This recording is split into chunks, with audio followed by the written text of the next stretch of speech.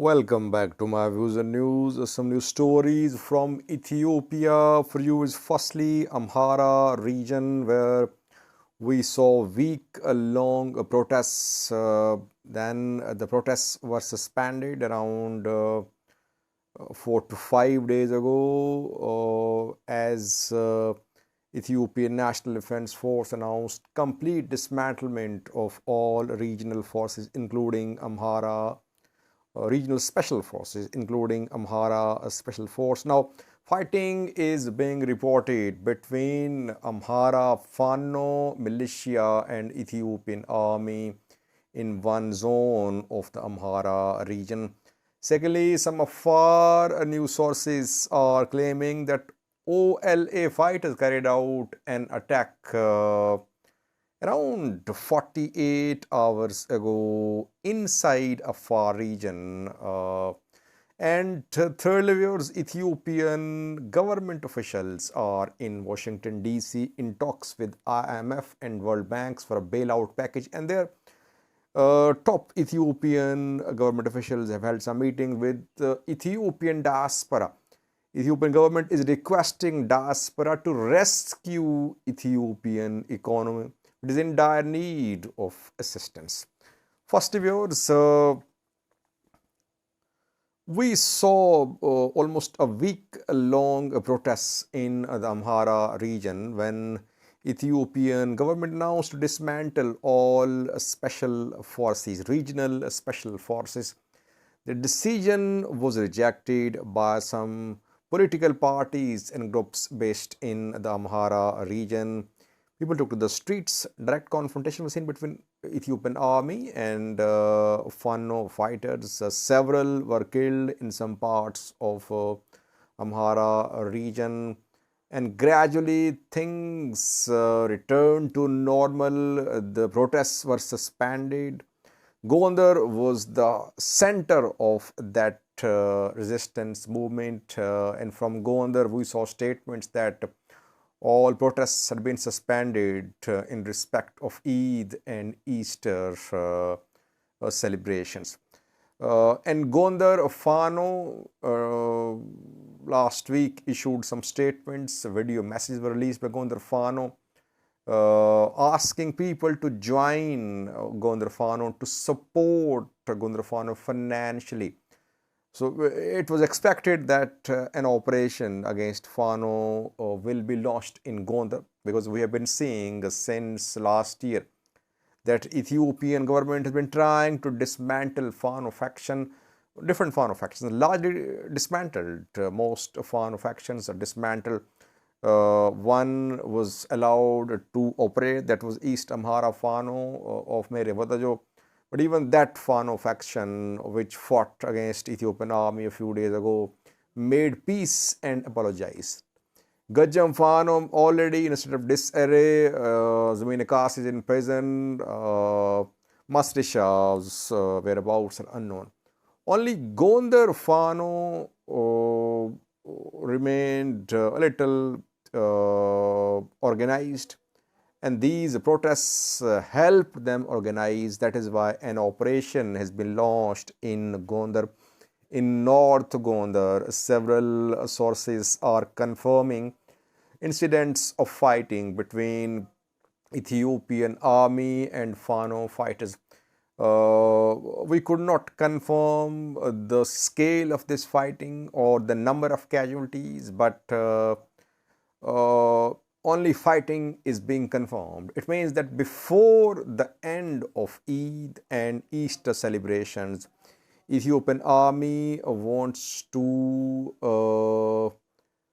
take control of the situation by making Gonder Fano irrelevant. Because if Gonder Fano is allowed to remain intact and Eid, Easter celebrations, and we could see a call for protests in Gonder, and Gonder Fano could play a key role here. That is why Ethiopian army has officially launched an operation against Fano fighters in North Gonder, led by Messafent, reportedly. Secondly, viewers, some Afar news sources are reporting that Allegedly, Oromo Liberation Army fighters have carried out an attack on territories, Afar territories. Three people were injured in this attack and one was kidnapped. The attack happened on Sunday, reportedly, and it was carried out in Hawash Park, which is in Afar region. Motives behind the attack are unclear. Was the attack by Oromo Liberation Army fighters or local Oromos? Sometimes there are conflicts between ethnic groups living across the border. Afar, Oromia border, Afar, Amhara border. It's not clear, but Afar news sources are accusing the Oromo Liberation Army that OLA is behind this attack. Though in Oromia we're saying that OLA's activities have decreased a lot as the two sides, Ethiopian government and Oromo Liberation Army, are making preparations to start dialogue. OLA's attacks in Oromia have decreased a lot. But this is a first OLA's attack in Afar in weeks. We did not see any such attack in the past few months from OLA, if OLA was involved in this attack in Afar. Thirdly, viewers, Ethiopian economy in need of a bailout package. Talks underway in Washington, D.C., where IMF and World Bank delegations held a meeting with top Ethiopian government officials. Ahmed Shide is there. He held talks. Ethiopia is hoping to receive $2 billion from financial institutions. US is backing this likely package for Ethiopia. Before that, US wants Ethiopia to fulfill some preconditions like reconciliation with armed factions. That is why we're saying start of talks. We saw agreements signed in Gambala, in BG, in Tigray, in Amhara talks were held too, and in Oromia talks could start between OLA and Ethiopia.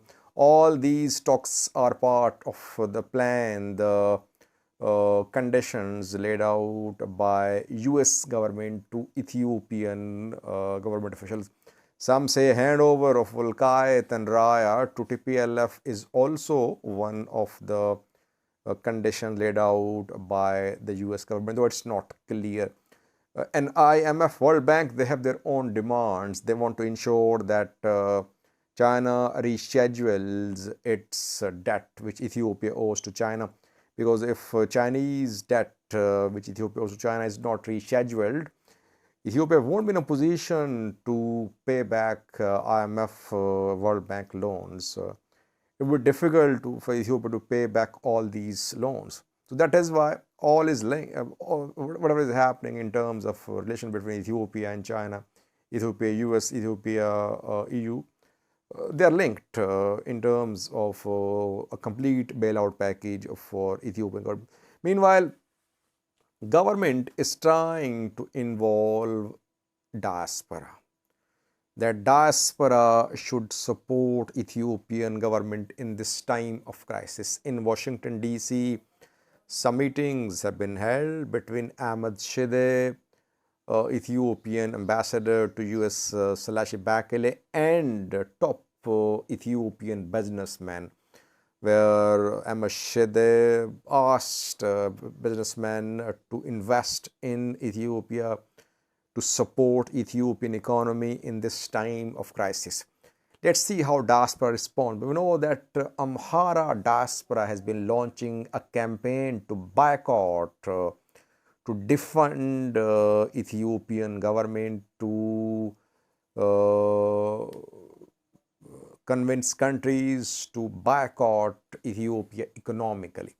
And we have seen such messages relayed at Amhara convention held in Washington, D.C., a few days ago when Amhara diaspora community threatened to boycott Ethiopia economically. Some speakers at the convention asked others to boycott all Ethiopian federal institutions. They said no dollar should be sent to Ethiopian government from diaspora.